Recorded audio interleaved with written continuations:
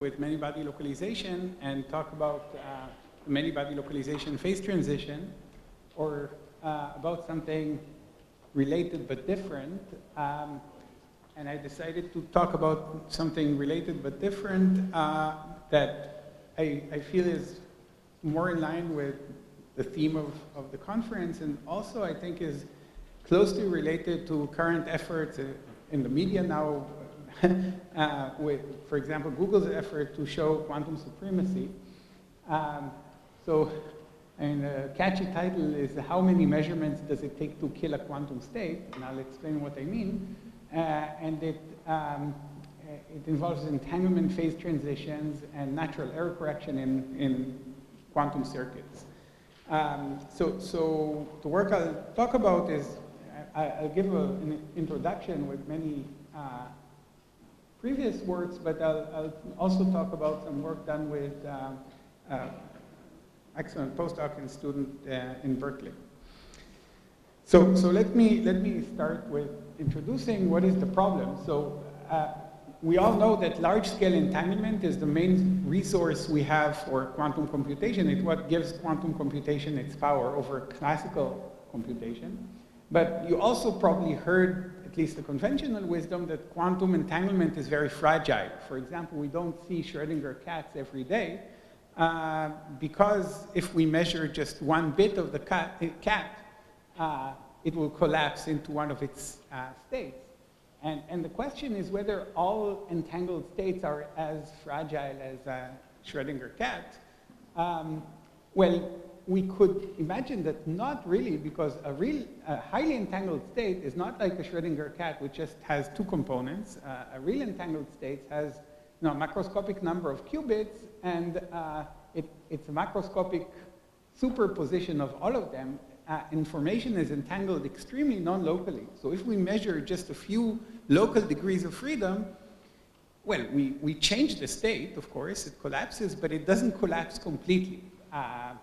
And we can ask, because these qubits don't really reveal a lot of information. And the question, can we quantify this and ask how many measurements does it really take to collapse such a quantum state?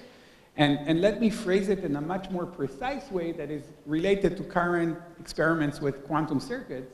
So first of all, let's look at the generic quantum circuit with only unitary gates acting on some initial state. So initialize a state with, say, some 0, 0, 0, 0 product state, and then evolve it with some two qubit gates. There could be also one qubit gate.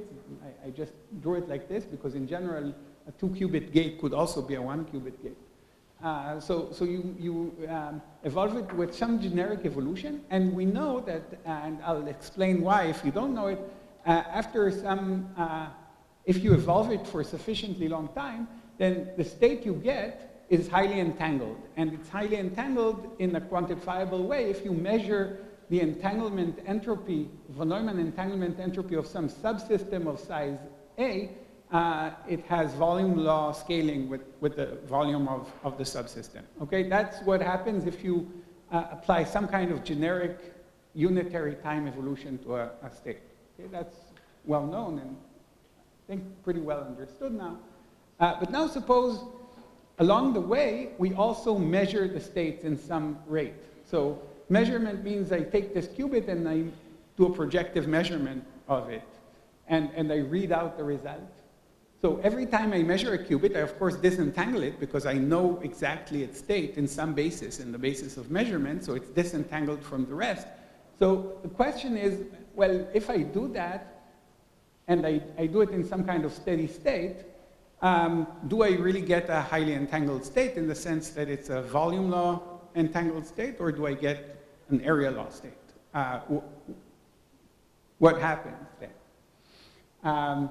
So how sensitive is volume law? So there were actually recently, a year ago, 3 papers that came out. 2 of them gave the right result, so let me dwell on them, and showed numerical evidence that there is this question of whether it's volume law or area law actually occurs in the phase transition as a function of the rate of measurement. So if the rate of measurement is above some threshold, we're going to collapse our state to an area law state. If it's below some rate, it will stay a volume law. The volume law is stable. And there is a phase transition. There is actually a related work that I didn't know about, and Dorit just told me about yesterday, which corresponds to actually a different model with somewhat more complicated than this, but also has a transition which seems to be of the same kind of nature. So it's not the famous transition of fault tolerance, but something more related to this. I want to note that in my setup, it's really important that these measurements are not thrown away. So these measurements, you basically keep the measurement result. So so you don't have a mixed state. If you start with a pure state, in principle, you can start with a mixed state, and that's another interesting experiment. But if I start with a pure state, then at every point I have a pure state, because the measurement just projects me on new states, and at every time step, I still have a pure state. Okay, so the question is, what is the nature of this phase transition? And what is the most natural way to observe it if I construct a quantum circuit like that, say in Google's quantum computer? So first of all, let me just back up and tell you about what happens when there are only unitary gates and no measurements. In this case, I told you that there is volume law entanglement entropy, and the reason for that is the following. So there is a really nice picture that was put forward by Adam Nahum, Jonathan Ruchman, and collaborators in this paper, where pictorially you can think of this quantum circuit, and if you want to so this quantum circuit represents a state, right? These are unitary operators, and in the end, what you get here is a state. If you want to ask what is the entanglement entropy across a cut in this state, what you need to do, according to this picture, is to cut through unitaries, minimal number of unitary legs. Each one of these unitaries carries some entanglement, and you basically count the number of cuts. Of course, at short time, the way to cut through the entire circuit, the shortest way, because it's a very long in the spatial direction and short in the time direction, so the shortest cut will be through the time direction. And as you add more and more time steps, you'll add linearly more cuts. So the entanglement entropy will grow linearly in time, according to this picture. Well, if you, after some long time, that the time direction becomes much longer than the spatial direction, then the shortest way would be to somehow go and cut to the edge of the system. So that would be proportional to the length here in this one-dimensional situation, and that gives you a volume law entanglement entropy. So that clear? So that's a very simple picture for how the entanglement, I think Shivaji might talk more about understanding this in a deeper way, but this is the situation when we have only unitary operators, the minimal cut picture. Okay, so this is how it looks, linear growth at some point when it's cheaper to get the cut to the edge instead of all the way down, you basically saturate to a volume law. Okay, so now I said I want to define a different quantum circuit where I have some finite density of points where I actually measure the qubit. And what does it mean I measure the qubit? I project it on either the state, say, up, or the state down. Mu could be up or down. This is the projection, and you have to normalize the state after the projection. It's a non-unitary part of the circuit. And you project on either up or down with probability, which is the expectation value of this projection operator in the state that you happen to be in. That's basically the basic postulates of quantum mechanics. So this is a well-defined evolution, and you can run it, and you can ask how the entanglement grows. Does it saturate to an area law or to a volume law? So this is, again, just saying what the problem is. In this paper from last year by Skinner and collaborators, they had a very nice picture for this, basically building on this minimal cut picture. Again, it's a heuristic picture. It's not an exact picture of the transition. It doesn't prove that the transition is of this nature, but it's very simple and nice. It's a percolation picture where if I look under a microscope and what is this measurement doing, the measurement is really disentangling this bond because it tells you that the state is a well-defined state and not entangled with anything else. So it's really like cutting a bond. So now if you need to do a minimal cut, you need to cut through the shortest path, and the shortest path is the one that will cut through the smallest number of real bonds. But if you have cut bonds, they come for free. Now, this is a two-dimensional network, and if I cut with some probability the bonds, at some point, when the probability is half actually, you get a percolating cluster, a very large cluster, so you can actually cut through a whole series of in this situation, you should be able to cut through a whole cluster of these cut bonds and pay a minimal cost, basically of order 1 or 0. So above P equals half, you get a free cut, in which case the entanglement entropy does not cost you the volume because you get basically this cut for free. And below P equals half, you still have volume law entanglement. That's the picture. So this model turns out to be oversimplified. It looks very nice, but it works only for a very singular type of entropy called S0. Let's not dwell on this for now. But also, if you look at it numerically, it gets the wrong value of the critical probability.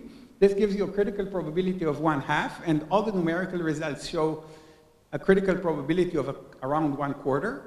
So this is one problem. The second is that the numerical solution can try to find the exponents of the transition, and the exponents do not fit well with percolation exponents. So it doesn't look like the transition is really percolation, at least from the limited numerics people have done, and the critical value is wrong. What? They haven't looked at S0. They've looked at von Neumann entanglement entropy. I'm guessing that S0, but S0 is very difficult to look at. It's very, very singular. S0 means just counting the singular values that are not 0. Even if they're tiny, they give you exactly the same. So S0 is a very singular type of entropy that is also hard to measure. Any entropy is hard to measure, but this is even hard to calculate.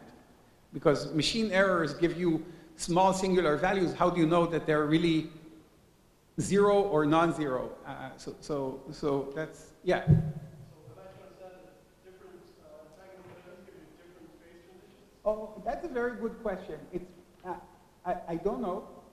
I don't know, but S0 is actually different from all of the other ones. And it could be that all of them give the same. We have numerical evidence, actually. I'm going to give you an analytic theory that actually works only for von Neumann entropy. But we have numerical evidence that all entanglement entropies that are not S0 do give the same transition. So I believe it's the same transition for all other entanglement entropies.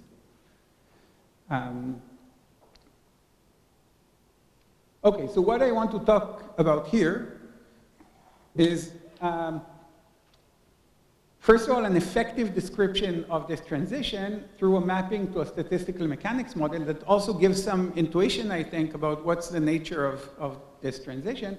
It also allows you to get a new interpretation as a phase transition in the amount of information that we can extract from the system by these measurements along the way. That, right, we're measuring the system all the time. The question, how much information is flowing into these measurements? And I told you before, it's not trivial because when we have unitary gates, they scramble the information into very highly non-local degrees of freedom. So when we actually measure local degrees of freedom, we reveal little information, and the phase transition is a phase transition in how much information on the system we actually reveal, okay? And that suggests possibly more readily observable signature of this transition. And in the end, I want to comment on the relation to quantum supremacy tests, because I want to argue that actually if you have a real quantum system that is coherent, you get a sharp transition. But if in addition to my measurements, there are some errors, unregistered, I would call them measurements that are measured by the environments, but I don't register the results, so I don't record them, then I'll see a broadening of the transition. So the amount of broadening of the transition will tell me something about the quality of my quantum circuit. Okay, so that's something I'll comment on at the end. Yeah.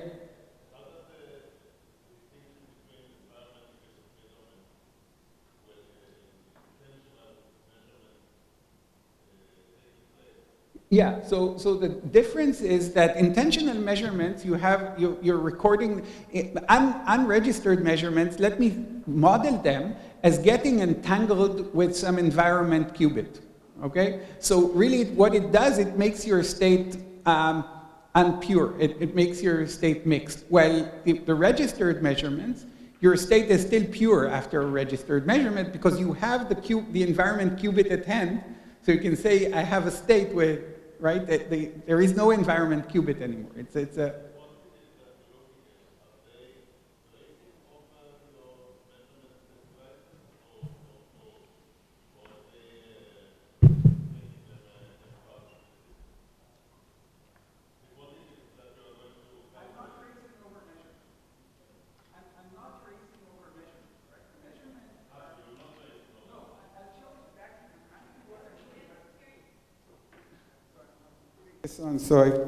Okay, yeah. So, yeah, I'm not tracing over measurements. The measurements are going to be an essential part of my, when I'm measuring the entanglement entropy, I'm going to look at other measures as well. But when I'm measuring the entanglement entropy, I don't care what happened to be the actual measurement result.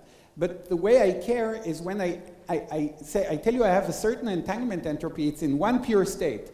And in the end, I want to ask, what is the average entanglement entropy? I have to average over all the possible measurement results. So I get one measurement result, I calculate the entanglement entropy. I get another measurement result by running the experiment a second time, I get another entanglement entropy, and I want to average over them. So basically, post-selections, so to speak, or having the measurement results in hand is really crucial in this case. While in the unregistered errors, you can model them as just getting entangled with some environment qubit. That's different because it mixes your state, right? I hope I understood the question correctly.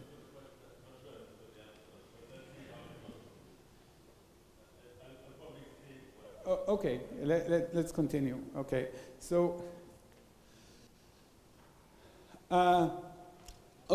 so in order to make an analytic theory, we actually find it convenient, and it's also generalizing the problem in some sense, to generalize from projective measurement to weak measurement. As I'll show, the theory will be good for both weak and strong measurements. But first of all, what is a weak measurement?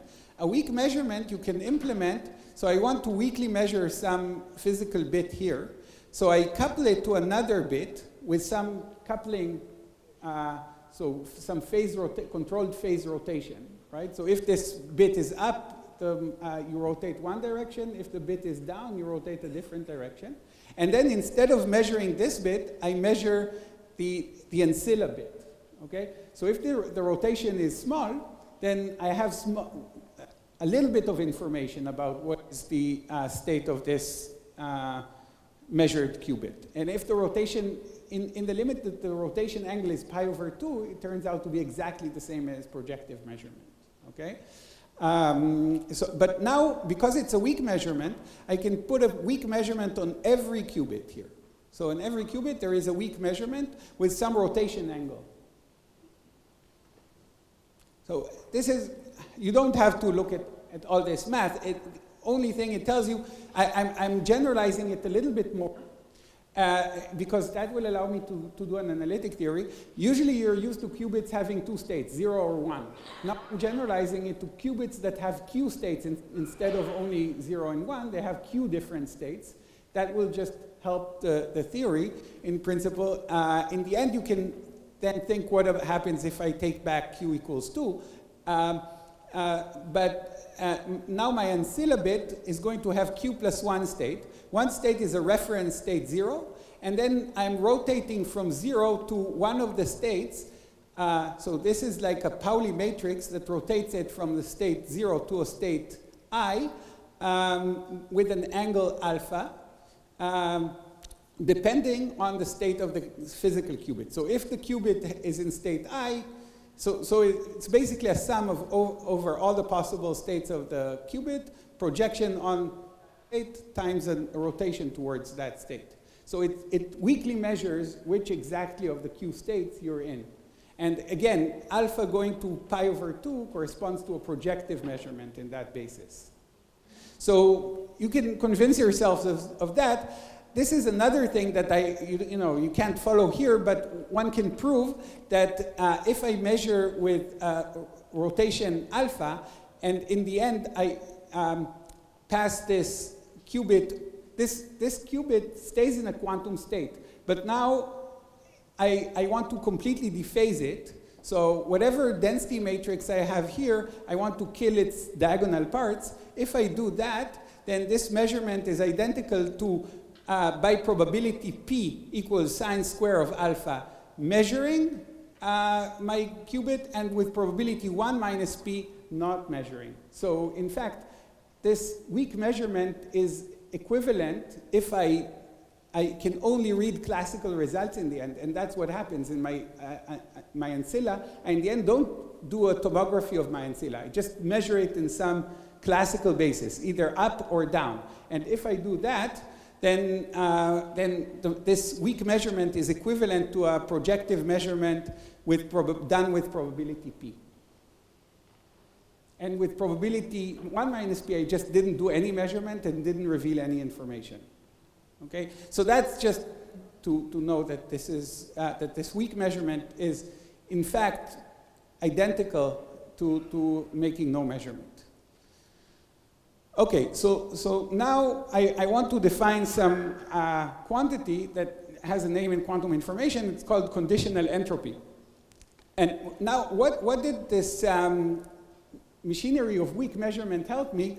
Now my measurement system becomes part of my system. So this is my random unitary circuit with no measurements, and the measurement device gave me, so I want to go back, you see the measurement device it's also part of the unitary circuit, okay? So now I have a bigger system, which is a system of my physical bits and my ancilla bits, okay? And there are unitaries between them. This system is huge because there is one ancilla per every time step per every qubit. So if there are n qubits and t time steps, the number of ancilla bits is n times t. So it's much larger than the number of physical bits. Okay, we have an ancilla for every time step and every bit. Okay, so now I have a big system. This is the physical system, and I divide it into two subsystems, A and B. This is the random unitary circuit that evolves me from my initial state to the final state, and this is the measurement system with all the ancillas. And now I can measure the following thing. I can measure the entanglement entropy, for example, of just M and A, and I can measure also the entanglement entropy of just M, okay? And I can subtract one from another. If I do that, there is an implicit thing here that this unitary circuit of the measurement also includes dephasing of the qubit. So you remain only with diagonal elements in the density matrix of the ancillas. So if you do that, that you can show is exactly equivalent to what you want, what we actually set out to measure. It's the conditional entropy of, given a set of measurement results in M, what is the entanglement entropy of A, right? This is exactly what we set out to measure in the beginning. If we run the circuit, given a set of measurement results, we have a pure state. We ask, what is the entanglement entropy of A? And in the end, we are also interested in averaging over all the possible random unitary circuits, averaging this measure over all the possible unitary circuits, and that's this line above. But in principle, the averaging is just going to be nice mathematically, but you can think about it as, you can think about a typical circuit and just run this circuit without averaging. But everything is going to become simple if we average the result over many possibilities of random circuits. Okay, is that clear? So in the end, we want to calculate some entanglement entropy, SMA minus SM. That's the result of this measure. That's our conditional entropy. Of course, there is a theoretical problem of how to do it. There is two problems. First of all, we want to know how to trace over a log, and that's not very, not yet. So first of all, how to perform a trace over some very nonlinear function like a log, because the entanglement entropy is trace rho log rho. That's the usual problem. And there is also another problem that we need to take the average of this thing, and it's another very ugly average over a log function. So these are usual problems of doing such averages. And the solution, yeah.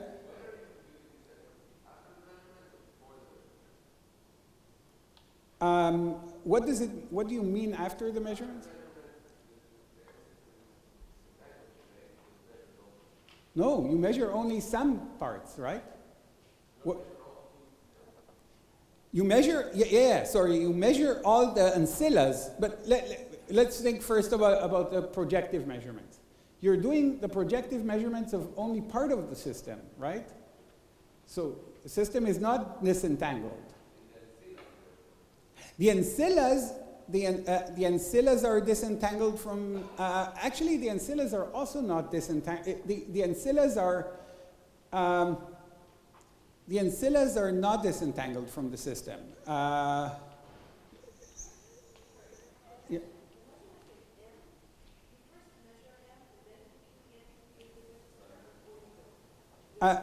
First of all, okay, so here I don't measure anything. So instead of measuring, in this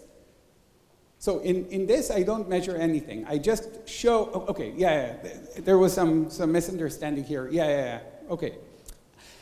In my what physically I do is I measure all the ancillas and calculate the entanglement, and given that measurement result, just compute the measurement, compute the entanglement entropy of half the system.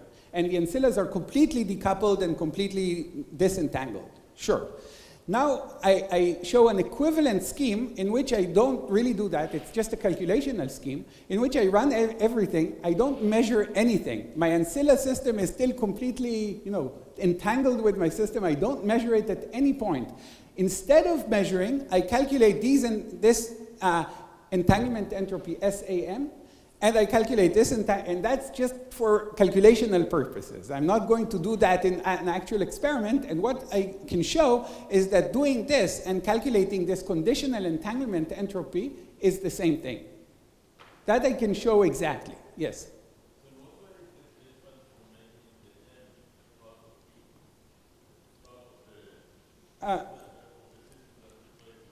It's not exactly the same because I'm measuring SAM. I need to remove SM alone.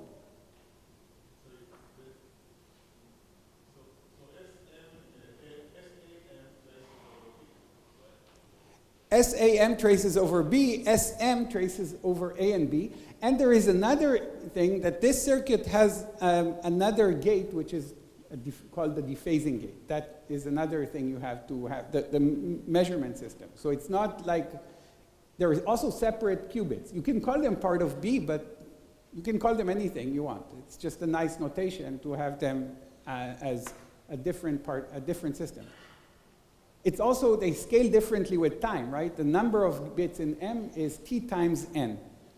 Okay, so Nathaniel, to your question, what I actually do is I decouple them, disentangle them, get one measurement result, measure entanglement entropy.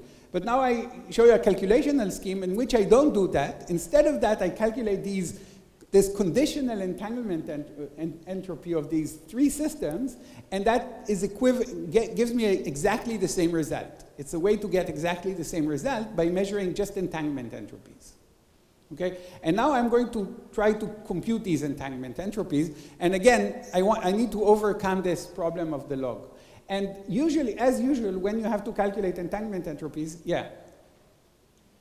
Okay, just to clarify, the claim is that you didn't prove that the Yeah. is that this quantity, Yeah. SAM minus SL, is equal to the average entanglement entropy conditional on the classical.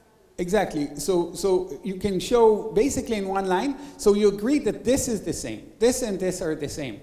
And this is, sorry, not this and this.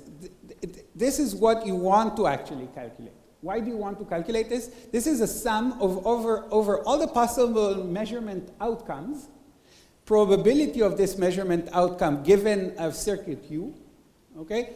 The entanglement entropy, rho A, in that particular measurement outcome. This is what you want, right?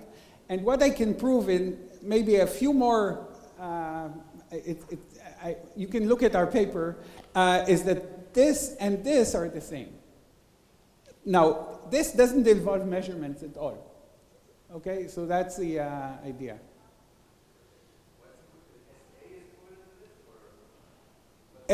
What equivalent to this is this thing. So let's remove the top line because it's not important here. Okay, you can just do it for one circuit. Okay, so forget about the bar here. So this and this are equivalent. Now what this means, SAM, is basically just the entanglement entropy of these systems. And SM is just the entanglement entropy of the M system.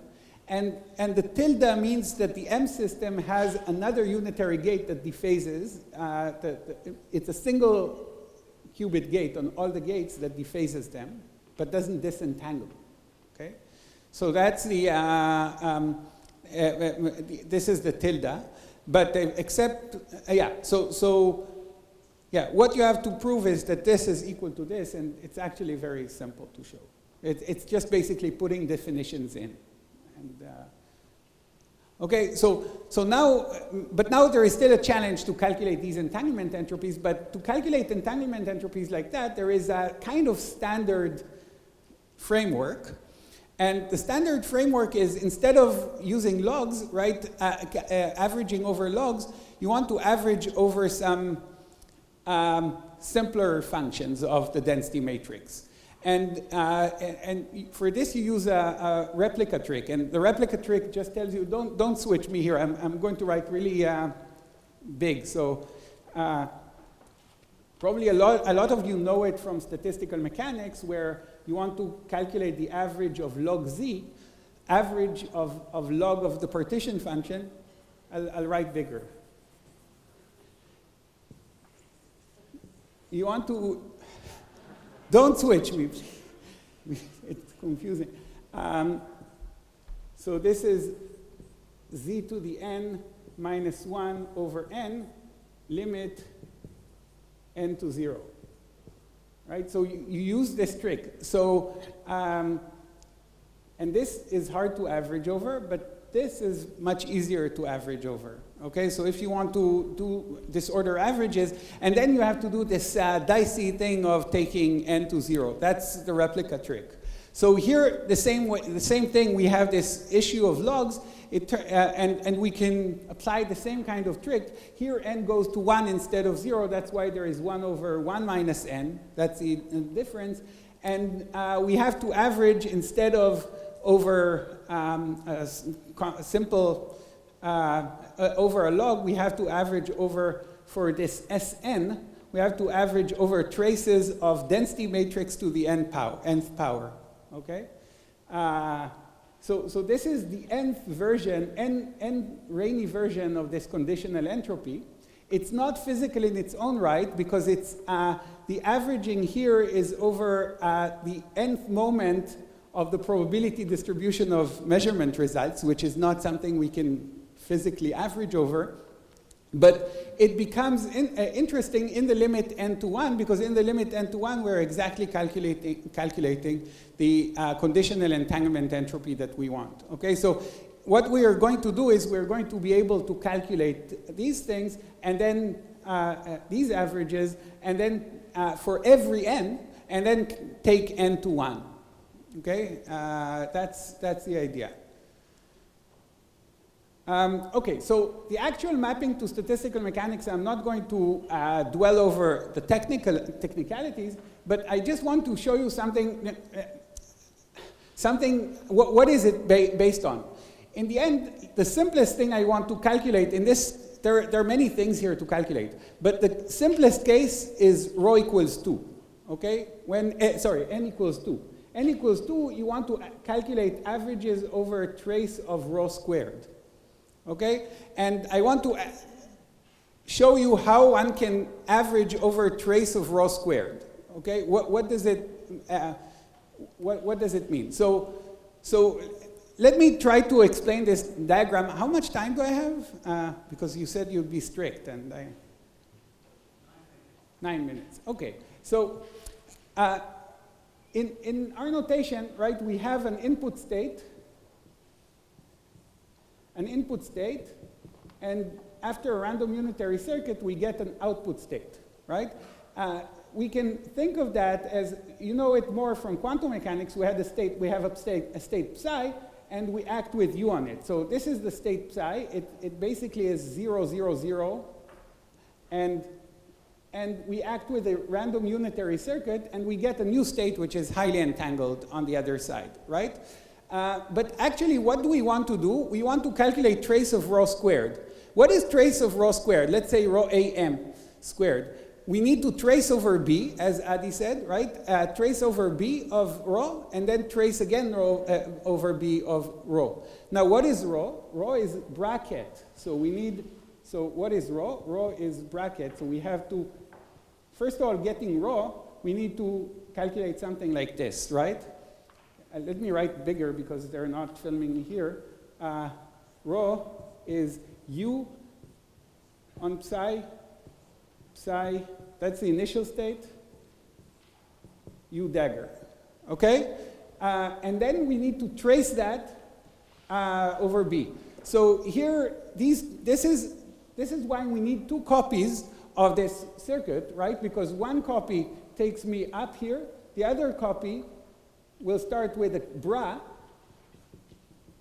and take me down here.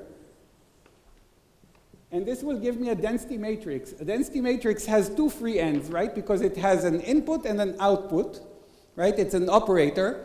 But I now fold it up, and I have 2 copies. I fold it up, and I see 2 copies, one behind the other. Because I took my bra part and my ket part and just drew them in the same direction. That's what happened, and that's why I have 2 copies here. And in each copy, I need in the end to trace over the B part of my system. So I have these 2 copies, 2 states. Let me draw them.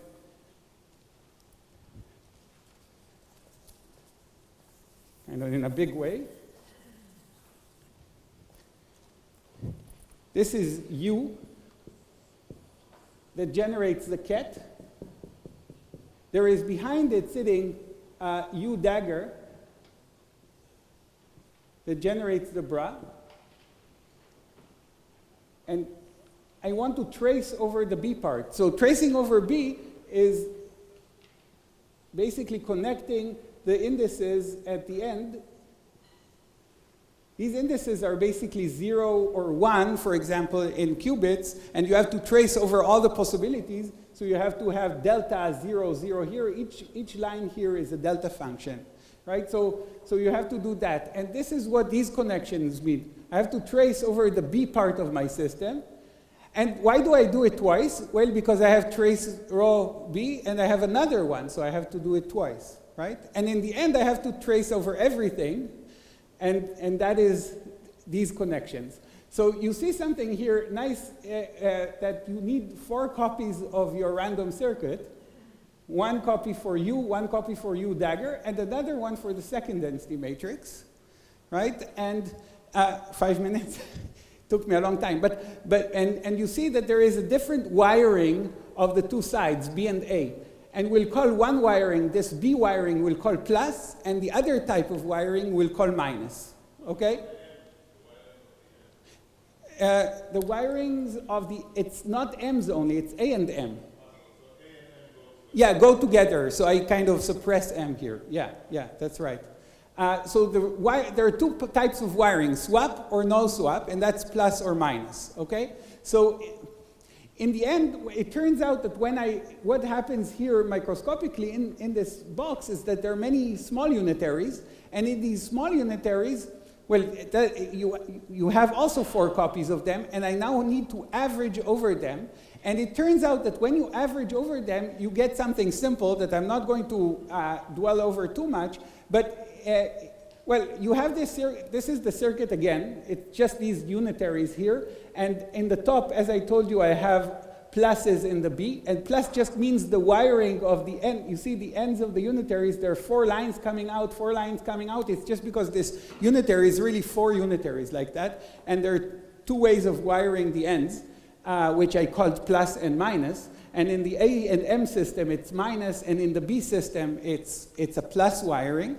Now, when I average over these unitaries, it turns out to be nice because actually it means that I have to sum over all the possibilities of rewiring everywhere, not only at the edges. At the edges, actually, it's fixed, plus and minus here. But in the bulk, I have to sum over all the possible rewirings of plus, minus rewirings like that. And each rewiring has a weight that depends on what your neighbors are doing.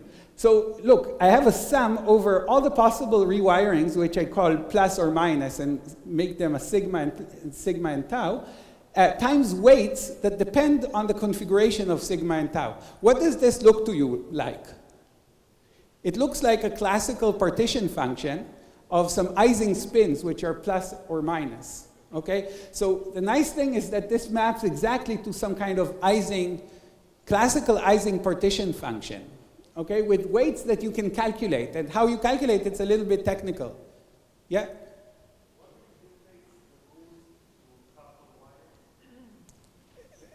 It's too technical, so let's not dwell on this now. But in any case, you get a partition function of a classical Ising model. The problem is that it has negative weights in here. It has negative weights.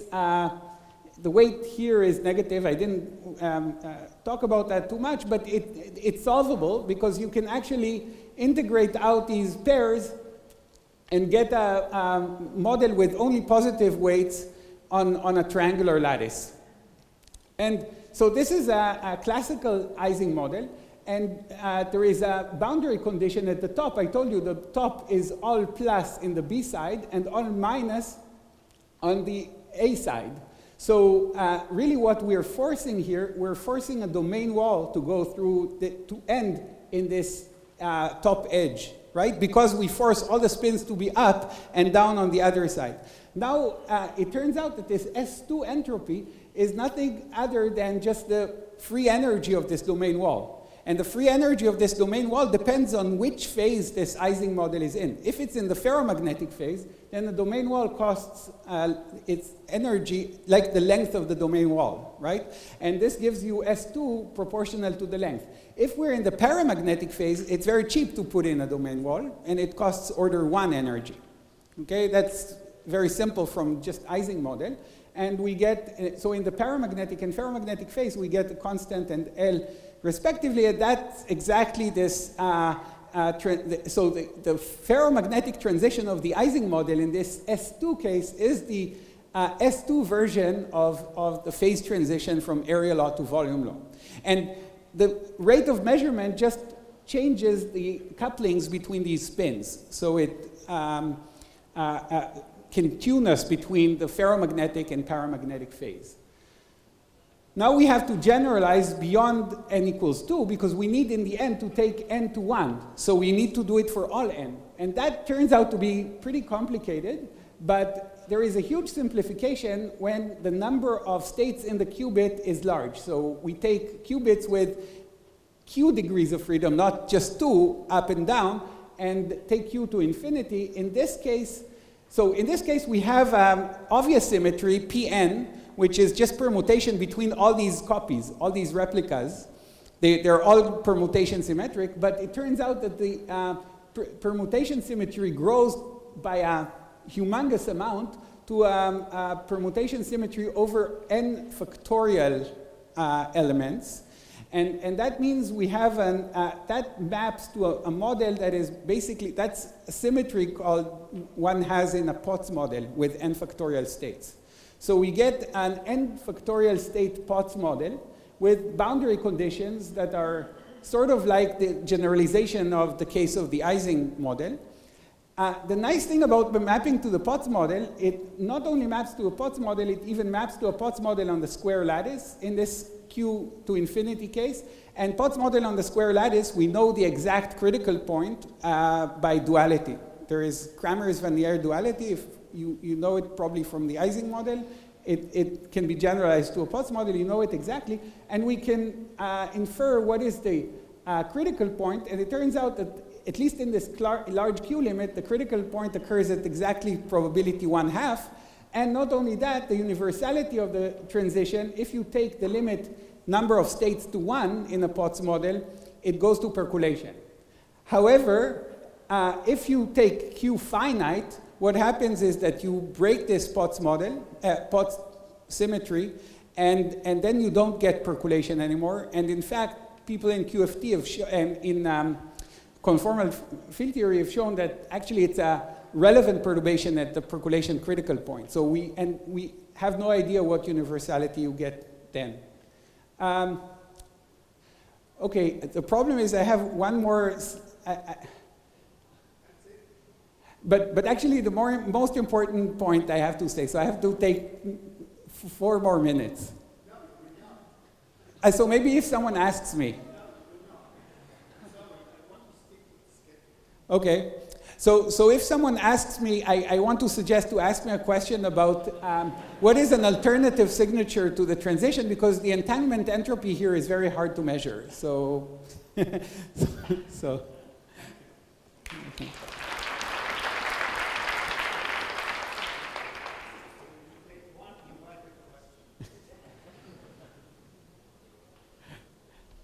So, oh, okay, someone has to ask. Okay. Sure, Dorit already asked. So, yeah, so first of all, the entanglement entropy is really, really hard to measure here. Why is it hard to measure? Because actually, we're talking about the entanglement entropy for a particular state, a particular measurement result. In order to measure the entanglement entropy, you need to basically take many copies of a state. So you need to wait until the same measurement result occurs many, many times, and then measure the entanglement entropy. And you know, each measurement result in itself is very, very rare because it's in a Hilbert space of 2 to the exponentially large Hilbert space. So it seems like it's going to be doubly exponentially hard. On the other hand, no, actually exponentially hard squared. Now the question is whether there is a much nicer signature of this transition. And in fact, what we show is that, yes, there is. Suppose you're an experimentalist.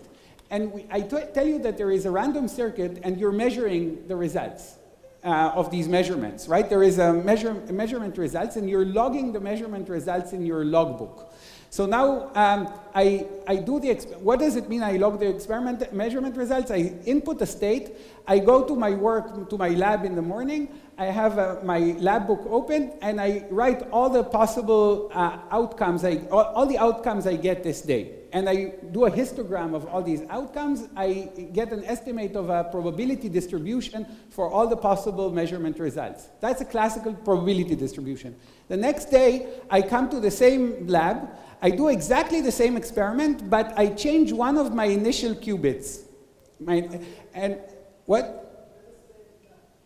What is it? Yeah, okay. Yeah, I actually didn't, when I didn't stay in the lab, when I didn't stay in the lab, someone actually, I didn't notice, and someone rotated one of the qubits. And the question is whether by measuring again the whole day, I'll be able to find that the probability distribution is sufficiently different that someone must have changed the qubit.